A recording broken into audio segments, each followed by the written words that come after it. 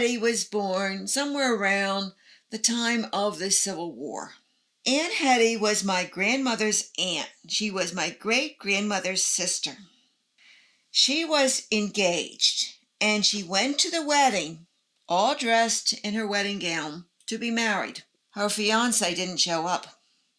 She got left at the wedding, and he wasn't there. So she talked to her cousin Elizabeth, and they decided to move to New York City and start their own business, making corsets for wealthy women. Years later, Aunt Hetty was in her 80s and old. Back then, when you were in your 80s, you were old, really old.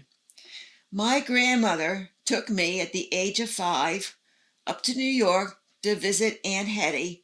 Aunt Hetty needed her shoes tied, and my grandmother said, "Laurel has learned how to tie shoes.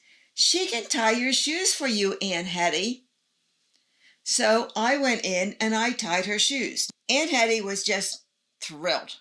Her little great-great-niece had tied her shoes. Years later, I went to visit Aunt Elsie. Aunt Hetty had long ago died.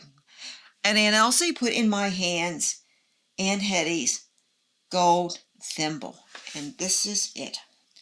Here's the gold thimble that Aunt Hetty bought. It fits my ring finger, but that's it. So I guess Aunt Hetty, it must have fit her middle finger. But a jeweler once looked at it, examined it, and said it's never been used. So this is my heirloom from great Aunt Hetty. So I guess it really paid off to tie those shoes. If anybody tells you that women way back in the 1800s never had careers and never made any money, I want you to just remember Aunt Hetty and Cousin Elizabeth and how well they did. And if you're thinking about starting a career now, when women have many more opportunities than they did then, just remember Aunt Hetty. She did it, and maybe you can too.